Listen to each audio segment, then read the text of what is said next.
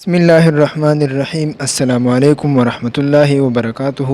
محترم دوستو، آج تمہیں یہ بتائیں گے کہ کفار مکہ بے پناہ مسلمانوں پر کتنے ظلم اور تکالیف دیتے تھے۔ تو محترم دوستو، چلتے ہیں واقعے کی طرف، لیکن اس سے پہلے تم سے درخواست ہے کہ چینل کو سبسکرائب کر لو اور ویڈیو کو لائک اور شیئر کر دو۔ محترم دوستو، جس قدر اسلام پھیلتا جاتا تھا اور مسلمان زیادہ ہوتے جاتے تھے، اس قدر مشرکین مکہ کے غیظ و غضب زیادہ ہوتا جاتا تھا۔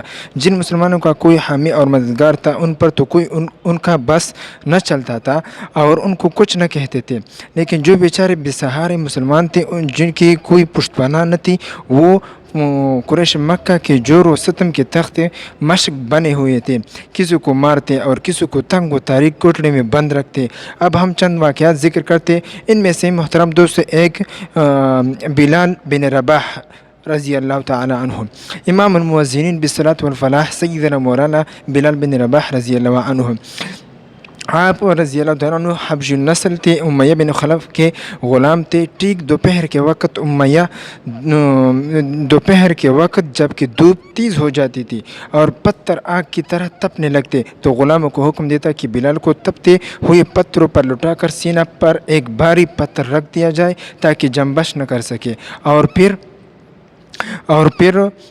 کہتا تو اسی طرح مر جائے گا۔ اگر نجات چاہتا ہے تو محمد کا انکار کر اور لات و عزا کی عبادت کر۔ لیکن بلال رضی اللہ تعالیٰ عنہ پھر بھی اپنی زبان پر اس کا یہ جاری تھا کہ احد احد، اور کبھی گائے کی کھال میں لپیٹتا، کبھی لوہے کی زرہ پہنا کر تیز دھوپ میں بٹھلاتے، اور اس تکلیف کی شدت میں بھی زبان مبارک سے احد احد نکلتا تھا۔ محترم دوستوں، امیہ نے جب اس کے عزم اور استقلال کو دیکھا کہ اس کے عزم اور استقلال میں کوئی تزلزل نہیں آتا ہے، تو گلے میں رسی ڈال کر لڑکوں کے حوالہ کیا کہ تمام شہر میں گھسیٹے پھرے، مگر بلال رضی اللہ تعالیٰ عنہ کی زبان سے احد احد ہی نکلتا تھا۔ حسب معمول حضرت بلال رضی اللہ تعالیٰ عنہ اس جور و ستم کے تخت مشق بنائے جا رہے تھے کہ حضرت ابوبکر رضی اللہ تعالیٰ عنہ اس طرف سے گزرے۔ یہ منظر دیکھ کر دل بھر آیا اور امیہ سے مخاطب ہو کر فرمایا، الا تتقی اللہ فی ھذا المسکین حتی متی انت، اے امیہ، تو اس مسکین کے بارے میں خدا سے نہیں ڈرتا؟ آخر یہ ظلم و ستم کب تک ہوگا؟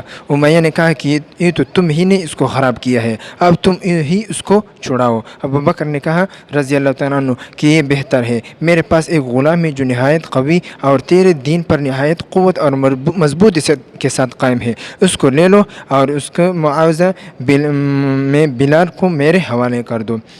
امیہ نے کہا کہ میں نے قبول کیا۔ ابوبکر رضی اللہ تعالیٰ نے امیہ سے بلال رضی اللہ تعالیٰ کو لے کر آزاد فرمایا۔ صلی اللہ تعالیٰ علی خیر خلقہ محمد و آلہ و صحبہ اجمعین۔